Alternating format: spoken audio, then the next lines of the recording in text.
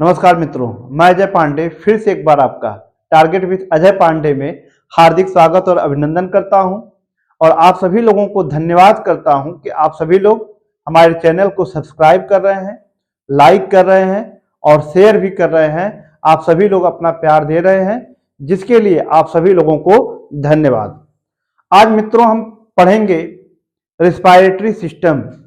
Respiratory system क्या होता है, श्वसन तंत्र क्या होता है। लेकिन रेस्पिरेटरी सिस्टम या श्वसन तंत्र को पढ़ने से पहले एक शब्द है जिसका नाम है सिस्टम या तंत्र। ये समझते हैं कि सिस्टम क्या है, तंत्र क्या है। देखिए, तंत्र या सिस्टम जो होता है वह एक लोगों से नहीं बनता है, वह कई लोगों के आपस में मिलने पर, कई लोगों के समूह से ही सिस्टम या तंत्र का निर्माण होता है। तो हम कह सकते हैं कि कई लोगों के समूह को ही हम सिस्टम या तंत्र कहते हैं। तो चूंकि यहीं पे इसी से हम समझेंगे रिस्पायरेटरी सिस्टम या श्वसन तंत्र। तो रिस्पायरेटरी सिस्टम या श्वसन तंत्र क्या है, इसको हम आसानी से समझ सकते हैं कि हमारे सांस लेने की जो प्रक्रिया है, हम सांस जो ले रहे हैं, श्वसन की जो प्रक्रिया है, इस श्वसन की प्रक्रिया में जितने अंग मिलकर काम कर रहे हैं उन सभी अंगों के समूह को ही हम श्वसन तंत्र कहते हैं। ये जो सांस लेने की प्रक्रिया है, इसमें एक अंग नहीं कई अंग भाग ले रहे हैं। इन सभी अंगों के समूह को हम क्या कहते हैं, श्वसन तंत्र कहते हैं। तो हम लिख सकते हैं कि श्वसन की प्रक्रिया में जितने अंग, श्वसन की प्रक्रिया में जो अंग मिल करके कार्य कर रहे हैं उन सभी अंगों के समूह को हम श्वसन तंत्र कहते हैं। या all those organs which is involved in the process of respiration which form a system are known as respiratory system। अब ये बात आती है कि भाई कौन कौन से, हमारे दिमाग में ये बात आ रही है कि भाई कौन कौन से अंग भाग ले रहे हैं। कुछ लोग तो सोच रहे हैं बस यही नकिए भाग लेती है, केवल यही नाकें भाग ले रही है, लेकिन ऐसा नहीं है। एकदम बहुत मस्त क्लास होगी, आप बहुत अच्छे तरीके से समझेंगे, बस साथ रहिएगा। अभी आपको एक लाजवाब फार्मूला, बहुत धांसू फार्मूला मैं आपको दे रहा हूं कि एकदम आप भूलेंगे नहीं कि भाई हमारे रिस्पायरेशन, इस रिस्पायरेटरी सिस्टम में कौन कौन से अंग भाग ले रहे हैं। तो सोचिए कौन कौन से अंग भाग ले रहे हैं। कितना आप सोच ले रहे हैं कि हम सांस ले रहे हैं, तो इस सांस, ये सांस हमारे फेफड़ों तक पहुंच रही है, तो किस किस रास्ते से पहुंच रही है, थोड़ा सोचिए, सोच लिए। अब हम बताते हैं। अब आप कहेंगे एकदम बहुत मस्त फार्मूला है, नाप लो ए तारा बाबू, ए तारा बाबू नाप लो एल्वोलाई को लंग्स में, तो डायफ्राम मिल जाएगा। एकदम बहुत मस्त फार्मूला, याद कर लो, एकदम याद कर लो, अभी दिमाग में घुसा लो। नाप लो तारा बाबू, नाप लो, अरे नाप लो ना, नाप लो तारा बाबू एल्वोलाई को लंग्स में, डायफ्राम मिल जाएगा। क्या नाप लो, अरे तारा बाबू नाप लो, तारा बाबू एल्वोलाई को लंग्स में, नाप लो तारा बाबू एल्वोलाई को लंग्स में, डायफ्राम मिल जाएगा। नहीं समझ में आया तो देख लो भाई, नाप लो, क्या बोला हमने, नाप लो, नाप लो, क्या बोलते रहो, साथ साथ एकदम बोलते रहो, नाप लो, क्या नाप लो तारा बाबू, किसको नाप लो, एल्वियोलाई को, नाप लो तारा बाबू एल्वोलाई को, एल्वियोलाई को लंग्स में, किसमें, लंग्स में, नाप लो तारा बाबू एल्वोलाई को लंग्स में, डायफ्राम, डायफ्राम मिल जाएगा। नाप लो तारा बाबू एल्वोलाई को लंग्स में, डायफ्राम मिल जाएगा। बस यही याद कर लो, सारे श्वसन, मतलब जितने अंग हैं, जितने अंग श्वसन की प्रक्रिया में भाग ले रहे हैं, सब याद हो जाएगा। नाप लो तारा बाबू एल्वोलाई को लंग्स में, डायफ्राम मिल जाएगा। ठीक है, याद हो गया। अब देखो तोड़ते हैं। ये जो यन है ना, नाप लो, तो यहाँ पे यन से हम कहेंगे नेजल कैविटी, न से हो गया nasal cavity, nasal, nasal cavity, क्या है नजल कैविटी। यहाँ प है ना, पी से हम कहेंगे फेरिंग्स, क्या है भाई फेरिंग्स, फेरिंग्स, क्या है भाई फेरिंग्स। एकदम याद कर लो, एकदम याद कर लो, नाप लो तारा बाबू, तारा बाबू को आज एकदम नाप ही लो। कहाँ नाप लोगे, नाप लो तारा बाबू एल्वोलाई को लंग्स में, आज एकदम नाप ही लेते हैं भाई, आज एकदम नाप ही के छोड़ते हैं एकदम पूरा रेस्पायरेशन को। लो, लो में देखो यहाँ पे है लैरिंग्स, क्या है भाई लो में, क्या है भाई लो में, क्या है लो में है लैरिंग्स, क्या है लैरिंग्स, लो में है लैरिंग्स। अब देखिए टी है ना तारा, ये है ट्रैकिया, क्या भाई, क्या है भैया ट्रैकिया है। यहाँ पे देखो बाबू, बाबू में बस ब्रांकी, क्या है भाई ब्रांकी, बोलते रहो ब्रांकी, और इसे हम कहेंगे ब्रांकियोल्स, ब्रांकियोल्स। अब हिंदी मीडियम वाले सोच रहे होंगे कुल अंग्रेजी लिखा, तो हिंदियों लिखा देंगे, परेशान मत हो। एल्वोलाई, एल्वोलाई हो गया, लंग्स हो गया, डायफ्राम हो गया। तो अब देख रहे हैं कि इतने जो अंग है ना, nasal cavity, pharynx, larynx, trachea, bronchi, bronchioles, alveoli, lungs और डायफ्राम, ये सारे अंग मिलकर हमारे श्वसन क्रिया को पूर्ण करते हैं। इन्हीं अंगों के समूह को ही हम रेस्पिरेटरी सिस्टम या श्वसन तंत्र कहते हैं।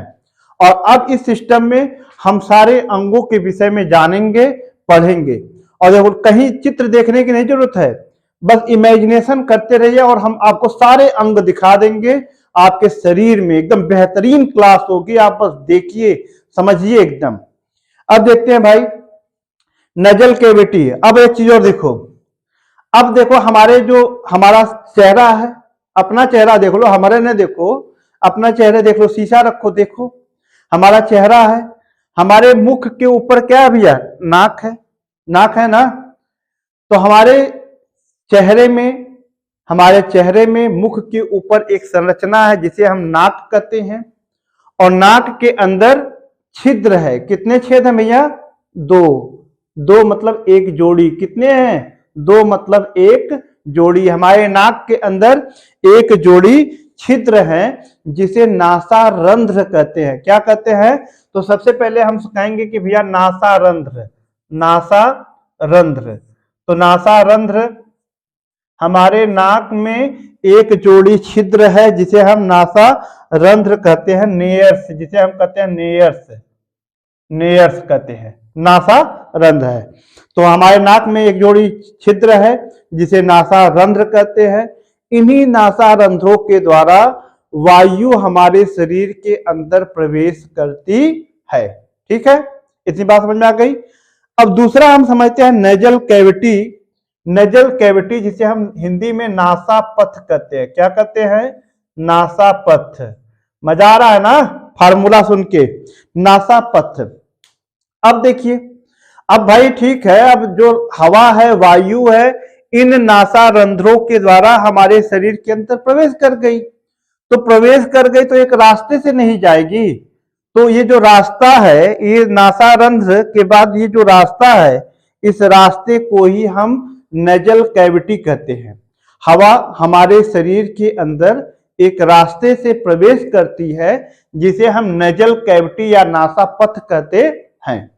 इस नासापथ के बाहरी, सबसे बाहर जो है कि जो छिद्र होता है, जहां पे नासारंध्र है, वहां पर छोटे छोटे बाल होते हैं, हेयर्स होते हैं। आप कहेंगे भाई हेयर्स का काम क्या है, तो भाई तुम्हारा शरीर है, तुम्हारे नाक के अंदर बाल है, सोचो कभी कि बाल का काम क्या है, बलवा का काम क्या है।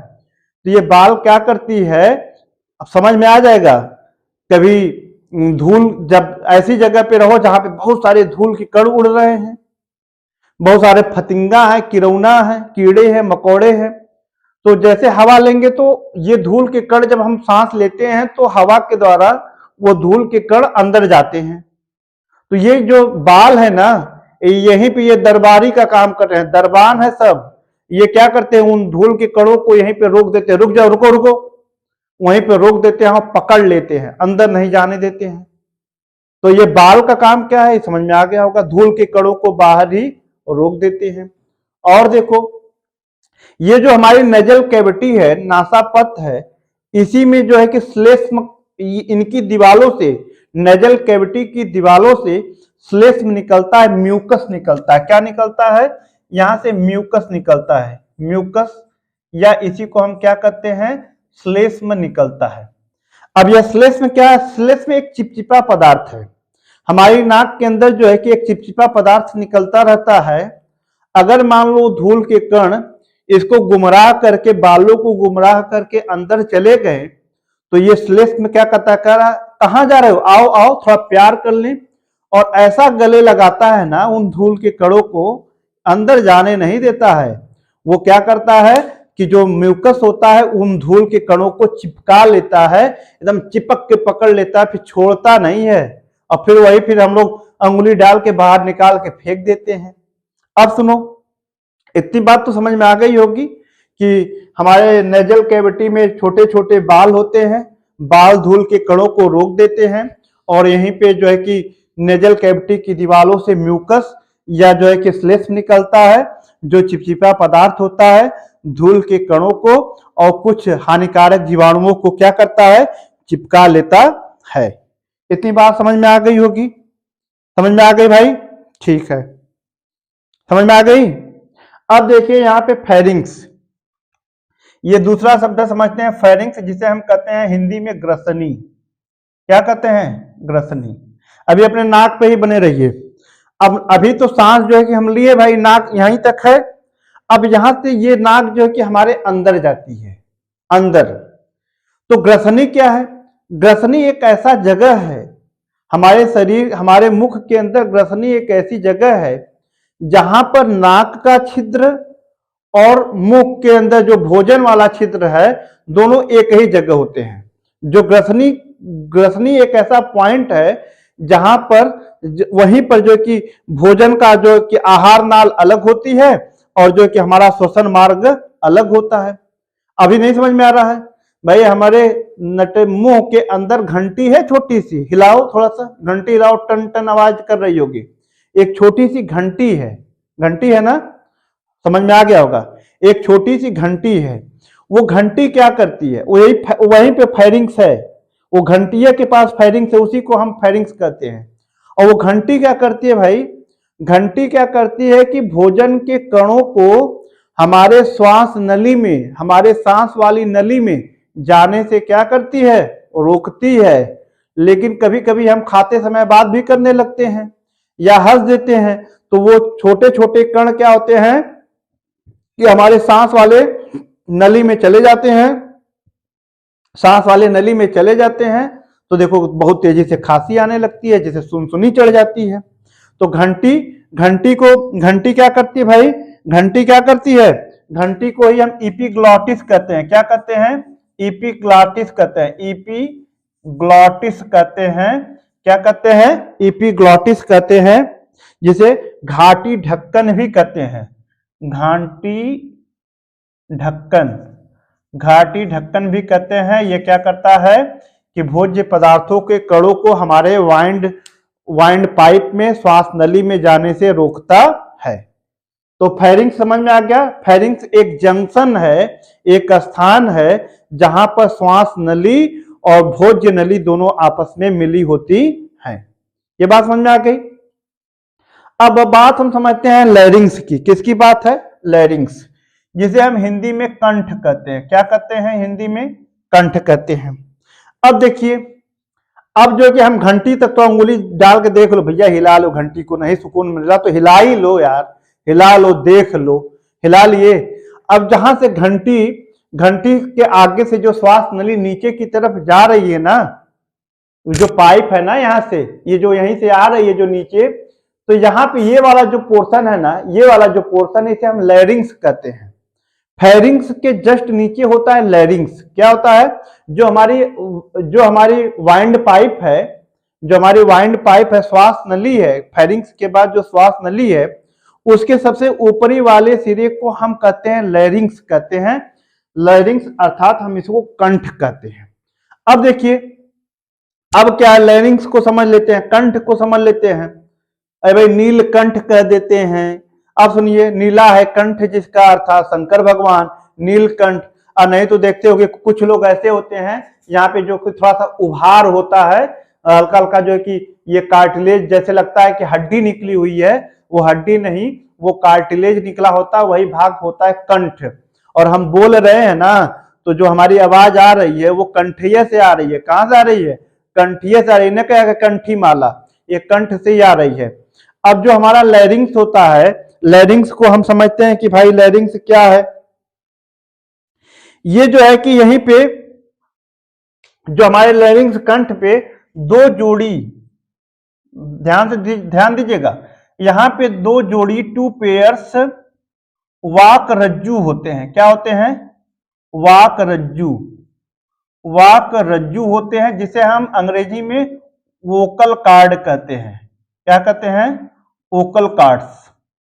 हमारी लैरिंग्स में टू पेयर्स वोकल कार्ड्स होते हैं, दो जोड़ी वाक रज्जू होते हैं। और जब इन्हीं वाक रज्जुओं में कंपन होता है, तो उन्हीं के कंपन से जो है कि आवाज निकलती है, ध्वनि निकलती है। तो यही हमारे ध्वनि यंत्र हैं। कौन ध्वनि यंत्र है? हमारे शरीर में वाक रज्जू होते हैं। हमारे लैरिंग्स में टू पेयर्स वोकल कार्ड्स होते हैं, दो जोड़ी वाक रज्जू होते हैं, जिनमें कंपन होता है और उन्हीं के कंपनों से आवाज निकलती है। ठीक। और यहीं पे ये किसी किसी व्यक्ति में एक उभार के रूप में बाहर हमें दिखता रहता है। इतनी बात समझ में आ गई ना? ठीक है, आगे चले। कंठ समझ में आ गया? कमेंट करिएगा। अब आगे है ट्रैकिया। क्या भाई? ट्रैकिया, जिसे हम श्वास नली कहते हैं। हिंदी में क्या कहते हैं? श्वास नली। आगे क्या है भैया? श्वास नली। अब सुनिए, श्वास नली की बात करते हैं। अब यहां तो हम देख ही लिए कंठ। जो श्वास नली जो होती है, श्वास नली, इसको हम थोड़ा मिटा दे रहे हैं। आप लोग देख लिए होंगे ना, इसको हम अच्छा, यहां दिख रहा है ना? देखिए, जो हमारी श्वास नली होती है वह कितना होता है भाई? वह जो श्वास नली होती है 10 से 12 सेंटीमीटर की लंबी होती है। कितनी लंबी होती है? 10 से 12 सेंटीमीटर लंबी होती है। जो हमारी श्वास नली है उसकी लंबाई कितनी होती है? 10 से 12 सेंटीमीटर होती है। और इसकी जो दीवार होती है, जो श्वास नली है ना, जो श्वास नली की जो दीवार है ना, वो पतली तथा लचीली होती है। कैसी होती है? पतली और लचीली। ये लैरिंग्स देख लिए, कंठ, कंठ से नीचे 10 से 12 सेंटीमीटर की एक नली होती है, जिसको हम श्वास नली कहते हैं। और श्वास नली की दीवार पतली और लचीली होती है। कैसी होती है? पतली और लचीली। दबा के अभी देखिएगा मत, पतली और लचीली होती है। अब उसको टच करके देखेंगे तो इसी श्वास नली में, इसी हमारे जो वाइंड पाइप है, ये जो ट्रैकिया है, इस श्वास नली में सी आकार का, इस आकार का, सी आकार का उपास्थि पाया जाता है। अब ऐसे देखेंगे तो ये जो श्वास नली है, तो इस तरह से सी आकार की उपास्थि होती है। सी आकार का कार्टिलेज होता है। ये उपास्थि क्यों होती है? कि हमारी श्वास नली पिचक न पाए, कोई ऐसे हल्का सा जोर पड़े और ये पिचक न पाए, इसीलिए हमारे श्वास नली में सी आकार की उपास्थि पाई जाती है। हमारी जो श्वास नली है 10 से 12 सेंटीमीटर की होती है और इसमें सी आकार की उपास्थि पाई जाती है। सॉरी, हमारी सांस नली 10 से 12 सेंटीमीटर की होती है। इसकी दीवार पतली तथा लचीली होती है। लचके कमरिया, लचीली होती है। और इसमें सी आकार की उपास्थि अथवा कार्टिलेज पाई जाती है, जिसके कारण यह हमारी श्वास नली पिचकती नहीं है। बात समझ में आ गई श्वास नली के विषय में? अब देखिए आगे क्या है? ब्रांकी। आगे क्या है भैया? आगे क्या है? आगे है ब्रांकी। ब्रांकी को हम क्या कहते हैं? श्वसनी कहते हैं। क्या कहते हैं भैया? श्वसनी। ब्रांकी को हिंदी में हम कहते हैं श्वसनी। समझ लो एकदम। ब्रांकी को क्या कहते हैं? श्वसनी कहते हैं। अब ध्यान दीजिएगा, हमने कहा कि जो हमारी सांस नली है, जो ट्रैकिया है, वो 10 से 12 सेंटीमीटर की होती है। नाप लेना फीट लेके 10 से 12 सेंटीमीटर। उसके बाद ये जो ट्रैकिया है वो दो भागों में बट जाती है। कितने भागों में बट जाती है? ये जो ट्रैकिया है, यहां दिख रहा है ना, या यहीं पे दिख रहा होगा? नहीं दिख रहा है। ये जो ट्रैकिया है, ये जो है कि दो भागों में क्या हो जाती है? बट जाती है। हमारी जो ट्रैकिया है, श्वास नली है, आगे चल करके दो भागों में बट जाती है, जिसे हम ब्रोंकी या श्वसनी कहते हैं। क्या कहते हैं? ब्रांकी या श्वसनी कहते हैं। और यह ब्रांकी या श्वसनी अपने अपने तरफ के फेफड़ों में, यहां इधर भी फेफड़ा इधर भी फेफड़ा है, अपने अपने तरफ के फेफड़े में चली जाती है। हमारी ट्रैकिया श्वास नली 10 से 12 सेंटीमीटर की होती है और इस पे सी आकार की कार्टिलेज होती है।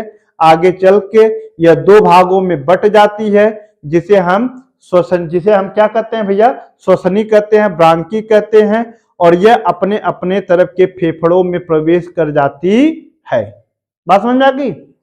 अब ये जो ब्रांकी है, जब फेफड़े के अंदर प्रवेश कर जाती है, तो फेफड़े के अंदर प्रवेश जब करती है, तो वह अंदर जाने के बाद और कई सारी भागों में, कई सारी शाखाओं में, भागों में बढ़ जाती है।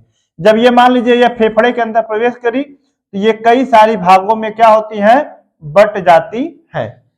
जैसे ही वह फेफड़े के अंदर प्रवेश करती है, फेफड़े के अंदर प्रवेश करके कई भागों में बट जाती हैं, जिसे हम ब्रांकियोल्स कहते हैं। जिसे हम क्या कहते हैं? ब्रांकियोल्स, या हिंदी में श्वसनिकाएं कहते हैं। क्या कहते हैं? श्वसनिकाएं। यह आगे चल के बहुत सारी भागों में, शाखाओं में बट जाती हैं, जिन्हें हम श्वसनिकाएं कहते हैं। बात समझ आ गई कि एल्वोलाई, ये जो ब्रांकी है, हमारे फेफड़ों के अंदर गई और फेफड़े के अंदर जा करके, ध्यान तो भाई सोचो कि कोई नली हमारे फेफड़े के अंदर गई, जो नली हमारे फेफड़े के अंदर प्रवेश कर रही है उसे हम ब्रांकी या श्वसनी कहते हैं। और जब वह प्रवेश कर गई, घुस गई, हल गई, उसके बाद वह कई भागों में बट जाती है। कई भागों में बट जाती है। कई शाखा, जैसे पेड़ से कई सारी शाखाएं निकली रहती हैं, ठीक उसी प्रकार से हमारी ब्रांची से कई सारे ब्रांच निकल जाते हैं, कई सारी शाखाएं निकल जाती हैं, जिन्हें हम श्वसनिकाएं या ब्रांकियोल्स कहते हैं। बात समझ में आ गई? ठीक। जब ये कई भागों में बट जाती हैं, तो इनके ऊपर एक गुब्बारे जैसी संरचना बन जाती है। कैसी संरचना? गुब्बारे जैसे। जैसे कभी कभी देखो पिपीहिड़ी सीटी बजाते हैं, तो इसके ऊपर एक गुब्बारा लगा देते हैं, हम फूकते हैं तो फूल जाता है, होता है ना? तो ये जो ब्रांकियोल्स होते हैं, श्वसनिकाएं होती हैं, इन्हीं के ऊपर एक गुब्बारे जैसी संरचना पाई जाती है, जिसे हम एल्वियोलाई कहते हैं। क्या कहते हैं? एल्वियोलाई कहते हैं, जिसे हम क्या कहते हैं भैया? कूपिका। हमारी ब्रांकियोल्स के ऊपर जो है कि एक गुब्बारे जैसी संरचना का निर्माण हो जाता है, जिसे हम कूपिका कहते हैं अथवा एल्वियोलाई कहते हैं। इतनी बात समझ में आ गई? ब्रांकियोल्स के ऊपर गुब्बारे जैसी संरचना, जिसे एल्वियोलाई कहते हैं। एकदम ध्यान, एकदम सब्सक्राइब करते रहो। बहुत मेहनत लगती है, बहुत मेहनत लगती है एक वीडियो बनाने में। सब्सक्राइब करते रहो, लाइक करते रहो, शेयर करते रहो। एकदम मेहनत, सब्सक्राइब करने में बहुत मेहनत नहीं है यार। सब्सक्राइब करो, करवाओ, एकदम जो मिले उससे करवाओ। वो क्या होती है?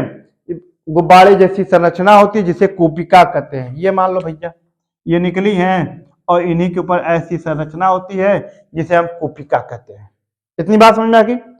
और यही सारी ये लंग्स हैं। अब देखिए, ये जो कूपिकाएं होती हैं, इन कूपिकाओं के चारों तरफ ब्लड वेसल्स का जाल होता है। क्या होता है भाई? ब्लड वेसल्स का जाल। इन कूपिकाओं में ये जो एल्वुलाई होती हैं, इन एल्वुलाई में ब्लड वेसल्स का, रक्त वाहिनियों का जाल होता है। और रक्त वाहिनियों का जाल होता है। अब क्या है भाई कि अब जो हमारे शरीर से जो ब्लड कैपिलरीज है, ब्लड कैपिलरीज का जाल होता है, तो हमारे शरीर से जो कार्बन डाइऑक्साइड, जो सेल्स जो कार्बन डाइऑक्साइड निकल के आ रही है, उस ब्लड में कार्बन डाइऑक्साइड है। और यहाँ पे क्या होता है कि ये कार्बन डाइऑक्साइड हमारे कूपिका में चला जाता है, और कूपिका में जो ऑक्सीजन होती है वो हमारे ब्लड में आ जाती है। अर्थात हमारी जो एल्वुलाई के पास जो ब्लड वेसल्स होती हैं, ब्लड कैपिलरीज होती हैं, वेसल्स नहीं, कैपिलरीज होती हैं, कूपिकाएं होती हैं, वहीं पर गैसों का एक्सचेंज होता है, गैस का आदान प्रदान होता है। अर्थात carbon dioxide gas blood vessels, blood capillary से निकल करके एल्वुलाई में आ जाती हैं और एल्वुलाई से ऑक्सीजन गैस निकल करके हमारे ब्लड कैपिलरीज में चली आती है। तो यहाँ पे क्या होता है, गैसों का आदान प्रदान होता है। इतनी बात समझ में आ गई ना? आ गई। उसके बाद ये जो है कि हमारे लंग्स हैं, वो पूरा एक जो होता है क्या है, लंग्स फेफड़ा है, और डायफ्राग्म जो कि नीचे संरचना होती है। इसके आगे वीडियो में जब हम आपको इंस्पायरेशन और एक्सपायरेशन बताएंगे, निःश्वसन और निःश्वसन, तो वहां पे हम डायफ्राग्म के महत्व को बताएंगे। उम्मीद है कि आप लोगों को ये पूरी जो है रिस्पायरेटरी सिस्टम, श्वसन तंत्र समझ में आया होगा। बहुत मेहनत लगती है बच्चों, आप लोग थोड़ा सा मेहनत करिए, सब्सक्राइब करिए, लाइक करिए और इसे शेयर भी कर दिए। धन्यवाद। आपको कैसा वीडियो लगा आप जरूर कमेंट में बताइएगा। शेयर करिए, लाइक करिए, सब्सक्राइब करिए और अगली वीडियो का इंतजार करिए। इससे भी अच्छी वीडियो होगी, इससे भी अच्छी क्या, इसी तरह की वीडियो होगी और आपको अच्छा समझाने का प्रयास करेंगे। तब तक के लिए धन्यवाद। धन्यवाद। जय हिंद।